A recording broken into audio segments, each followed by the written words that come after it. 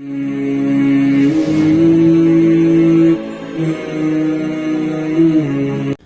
کی کوئی بھی کتاب، چیلنج سے یہ بات میں عرض کرتا ہوں، کوئی بھی کتاب آپ اس کی حصی پڑھیں، آپ اس کو دیکھیں، آپ کو وہ کتاب موجودہ حال میں جو کتاب آپ کو ملے گی، 200 سال پیچھے جائیں گے، 100 سال پیچھے جائیں گے، 300 سال پیچھے جائیں گے، وہ آپ کو کتابیں مل جائیں گی، صحیفے آپ کو مل جائیں گے میوزیم میں، اور آپ اس کی ریسرچ کریں گے، وہ آپ کو مل جائیں گے. لیکن وہ اس کو آپ 100 سال دیکھیں گے وہ الگ ہوگی، 200 سال پیچھے دیکھیں گے وہ الگ ہوگی.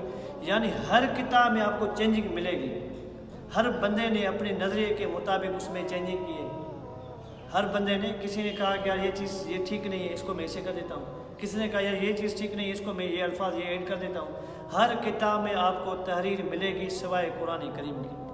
قرآن کریم ایک واحد کتاب ہے جو میرے نبی پہ جیسے نازل ہوئی آج بھی اسی حال میں آپ کو ملے گی، اسی حال میں. ایک عیسائی کی میں نے ریسرچ پڑھی، وہ کہہ رہا تھا میں نے اتنی کتابوں کی ریسرچ کی، ساری کتابیں میں نے پڑھی، تورات بھی میں نے پڑھی، زبور بھی میں نے پڑھی، انجیل بھی میں نے پڑھی، حتیٰ کہ کہہ رہا تھا میں نے گیتا بھی پڑھی. گیتا جو نان مسلموں کو جو ان کی کتابیں مقدس ہیں، کہہ رہے تھے کہ میں نے ان کی کتابیں بھی پڑھی. میں نے ہر کتاب پڑھ کے میں نے اس کی ریسرچ کیا، میں نے ان کے صحیفوں تک پہنچا. لیکن میں نے دیکھا کہ وہ کتاب 100 سال اس کا نظریہ الگ تھا، 200 سال پیچھے گیا اس کا نظریہ الگ تھا، 300 سال اور پیچھے گیا اس کا نظریہ الگ تھا. ہر کتاب میں ایک عیسائی کا کہنا ہے، نام مجھے ذہن میں نہیں آ رہا، میں آپ کو بتا دیتا، کہہ رہا تھا ہر کتاب میں نے چینجنگ پائی سوائے قرآن کریم کی. یہ دیکھیں نا، بڑے سے بڑا میرے نبی نے فرمایا نا، قرآن کریم کا ایسا معجزہ اللہ نے مجھے دیا ہے جو قیامت تک چلے گا. ایسا اللہ نے مجھے معجزہ دیا. قرآن کریم ایسی صفات والی کتاب ہے جو اللہ کی مقدس کتاب ہے، جس میں کوئی تحریر نہیں ہوئی اور اس میں کسی کا اختلاف نہیں ہے، کسی کا اس میں کوئی اختلاف نہیں ہے کہ یار واقع اس میں کوئی شک نہیں ہے. اس کی وجہ کیا ہے؟ میرے اللہ نے فرمایا انا نحن نزلنا الذکر وانا لہ لحافظون، کہ یہ کتاب میری ہے، اس کی حفاظت میں نے خود کی ہے. خدا کی کتاب ہے. اللہ نے فرمایا کیونکہ اللہ کو پتا تھا اللہ نبی تو نہیں بھیجیں گے نا، نبی آتے تو وہ بتاتے کہ اس کتاب میں یہ چینجنگ ہو گئی ہے، یہ فلاں لوگوں نے اس میں یہ باتیں گھڑ دی ہیں، یہ من گھڑت باتیں ہیں، یہ تو اس کتاب میں ہے ہی نہیں. نبی آتے تو بتا دے نا. اللہ کو پتہ تھا کہ میرے نبی آخری نبی ہیں. یہی سب سے بڑی نبوت کی بھی دلیل ہے نا، کہ اللہ تعالیٰ نے اس کتاب کی ایسی حفاظت کی، ایسی حفاظت کی. وہ عیسائی کہتے ہیں میں 300 سال پیچھے گیا، میں 400 سال پیچھے گیا، جیسے جیسے میں نے کتابوں کی صحیفے اکٹھے کرنے کی کوشش کی، اور وہ جو حضرت عثمان رضی اللہ تعالیٰ نے جو کتاب تحریر کروائی تھی، جو اس نے ایک اچھی سے اس کو ایک مناسب طریقے سے ایک کتابی شکل دی تھی، کہہ رہے تھے کہ میں نے اس کو بھی کمپیئر کیا، میں نے کہا یہ بھی وہی ہے، میں نے دیکھا یہ بھی وہی کتابیں اور وہ بھی وہی کتابیں، کوئی فرق نہیں ہے. اللہ نے، اور ایک یہ واحد کتاب ہے قرآن کریم کی جو یاد کی جاتی ہے. دنیا میں ایسی کوئی کتاب نہیں ہے جس کو یاد کیا جائے. اور بڑے میں بڑی بات آپ دیکھیں، قرآن کریم کو سمجھ کے یاد نہیں کرتے. حافظ جو یاد کرتے ہیں نا وہ سمجھتے تو نہیں ہیں کہ اللہ کیا کہہ رہا ہے. لیکن واحد کتاب، دنیا کی آپ کوئی بھی کتاب پڑھیں، جب تک آپ کو اس کی معنی کا پتہ نہیں ہوگا، جب تک آپ اس کی میننگ کو نہیں جانیں گے، آپ کو وہ چیز یاد نہیں ہوگی. ہم کتابیں پڑھتے ہیں نا اسکولوں میں، جب تک اس سینٹینسوں کا معنی کا پتہ نہیں ہوتا تو اچھے سے یاد نہیں ہوتی. قرآن کریم کو آپ دیکھیں کیسے کتنے ہزاروں حافظ نکلتے ہیں مدارس سے. یہ سب سے بڑا میرے نبی کا معجزہ ہے. قرآن کریم کی عظمت ان باتوں سے آپ ثابت کر کے دیکھیں کیا عظمت ہے. کیونکہ اللہ کو پتا تھا میرے بندے قرآن کریم کے مطابق زندگی گزاریں گے، نبی تو میں بھیجوں گا نہیں. ہر بندہ اگر دیکھے نا، کوئی بندہ کہے کہ یار یہ جو ہے اس میں یہ چینجنگ ہو گئی ہے، قیامت کے دن بندہ اٹھ کر کے اللہ کو کہے گا نہیں اللہ اس میں تو چینجنگ ہو گئی، میں کس پہ چلوں؟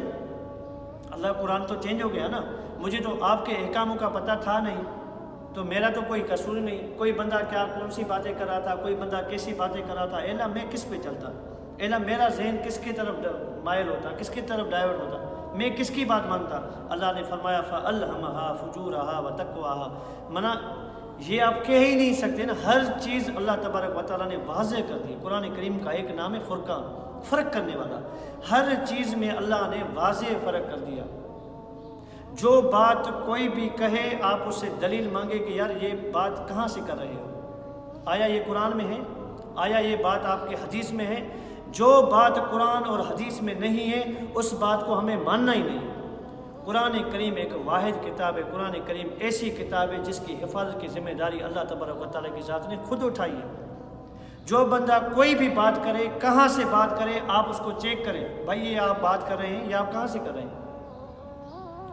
ہر ایک کام آپ کی 24 گھنٹے کی زندگی اللہ نے قرآن کریم میں دی، اور قرآن کریم صرف نہیں، اس کے ساتھ اللہ تبارک و تعالیٰ نے نبی کریم صلی اللہ علیہ وسلم کی سنت جوڑی ہے۔ قرآن آپ کو ایسے سمجھ میں نہیں آئے گا جب تک آپ کو سنت سمجھ میں نہیں آئے گی، جب تک آپ کو حدیث سمجھ میں نہیں آئے گی، کیونکہ دیکھیں قرآن کریم میں کہیں پہ بھی 5 وقت نماز کا حکم نہیں ہے۔ 5 وقت نماز کیسے پڑھنی ہے، کس ٹائم پڑھنی ہے، کس ٹائم آپ کو نماز ادا کرنی ہے، اس کا طریقہ کیا ہے۔ اللہ نے فرمایا اقیم الصلاۃ، نماز پڑھو، کیسے پڑھیں؟ میرے نبی نے فرمایا نماز ایسے پڑھو جیسے میں پڑھتا ہوں، ایسے نماز پڑھو۔ اللہ نے فرمایا روزے رکھو، اللہ نے جو فرما دیا قرآن کریم میں، اب روزے کیسے رکھیں؟ میرے نبی نے فرمایا روزے ایسے رکھو، بتایا، پورا کر کے دکھایا۔ یعنی ایک قرآن کریم اور دوسرا حدیث، یہ دونوں ہی کتابیں ایسی ہیں جو ہمارے لیے ہدایت ہے، ہمارے لیے رہنمائی ہے، اور کوئی کتاب نہیں۔ بیسک کتاب، بنیادی کتاب ہماری یہی ہے، اور ان کی حفاظت میرے اللہ نے کی ہے۔ زندگی کھپا دی صحابہ رضوان اللہ اجمعین نے، زندگی کھپا دی تابعین نے ان چیزوں کو سنبھالنے، اور اللہ تعالیٰ نے قرآن کریم کو حفظ کے ذریعے لوگوں تک پہنچایا۔ آج بھی دیکھیں کتنے حافظ نکلتے ہیں، کتنے عالم نکلتے ہیں۔ تو میرے عزیزو، قرآن کریم ایسی کتاب ہے، الف لام میم ذالک الکتاب لا ریب فیہ ھدی للمتقین، اس میں کوئی شک نہیں ہے، یہ کتاب ہدایت ہے، رہنما ہے نیکوکار لوگوں کے لیے، جو غیب پہ ایمان رکھتے ہیں، جو اللہ کو اپنا رب مانتے ہیں، جو اللہ کو اپنا خالق روا مانتے ہیں، جو اللہ کو اپنا حاجت روا مانتے ہیں، جو اللہ کو اپنا مشکل کشا مانتے ہیں، ان کے لیے یہ کتاب ہدایت ہے، اس میں کوئی شک نہیں ہے، کوئی شک نہیں، ایسی کتاب جس میں کوئی کسی کا اختلاف نہیں ہے۔ تو میرے عزیزوں، اپنی زندگی قرآن کریم کے مطابق گزاریں، قرآن کریم کے حقوقوں کا خیال کریں۔ قرآن کریم کے حقوں میں سے یہ حق بھی آتا ہے کہ آپ قرآن کریم کو سمجھ کے پڑھیں، معنی کے ساتھ پڑھیں، آپ کو پتہ ہو میرا اللہ مجھ سے کیا کہہ رہا ہے، میرا اللہ مجھ سے کیا کہہ رہا ہے۔ میں اگر آپ کو انگلش میں کوئی ایسا ورڈ کہہ دوں، آپ پریشان ہو جائیں گے، آپ کہہ رہے تھے کہ پتہ نہیں کیا کہہ رہا۔ کسی اور لینگویج میں آپ کو کوئی الفاظ کہہ دوں، لیکن اس میں جب تاثیر ہوگی، اس میں جو مٹھاس ہوگی، جب میں آپ کو آپ کی اپنی لینگویج میں کر کے بتاؤں گا، تب آپ کو پتہ چلے گا یار واقعی اس میں مٹھاس کیسی ہے۔ اب دیکھیں، میں انگلش میں کہتا ہوں ہاؤ آر یو، تو ایک بندے کے سامنے آپ اگر کہہ دیں ہاؤ آر یو، تو وہ کہے گا کہ اگر اس کو انگلش کا پتہ نہیں ہے تو وہ تو پریشان ہو جائے گا، اس کو تو پتہ ہی نہیں چلے گا یار یہ کیا کہہ رہا ہے۔ لیکن اگر آپ اس کو یہ کہیں بھائی آپ کیسے ہیں، تو اس کو مٹھاس ملے گی کہ یار یہ پوچھ رہا ہے آپ کی طبیعت کیسی ہے۔ قرآن کریم کو کبھی ہم نے قرآن کریم کو کبھی ہم نے ایسی غور و فکر کیا، کبھی ایسا سمجھنے کی کوشش کی؟ نہیں۔ قرآن کریم کو سمجھے، اور مشکل نہیں ہے۔ اللہ تبارک و تعالیٰ قرآن کریم میں فرماتے ہیں میں نے ایسا قرآن کریم ایسا آسان کیا ہے، نازل کیا ہے تاکہ تم سمجھو، عربی میں نازل کیا تاکہ تم سمجھ سکو۔ ہر چیز کی اس کی حفاظت میں نے کی ہے، اعرابوں کی حفاظت میں نے کی ہے، اس کی معنی کی حفاظت میں نے کی ہے۔ تم کیوں پریشان ہو رہے ہو؟ تم اس چیز کو سمجھو، اس کے مطابق اپنی زندگی گزارو۔ تو میرے عزیزو، قرآن کریم ہدایت ہے، قرآن کریم میں نور ہے، قرآن کریم روشنی ہے۔ قرآن کریم کے مطابق اپنی زندگی گزاریں۔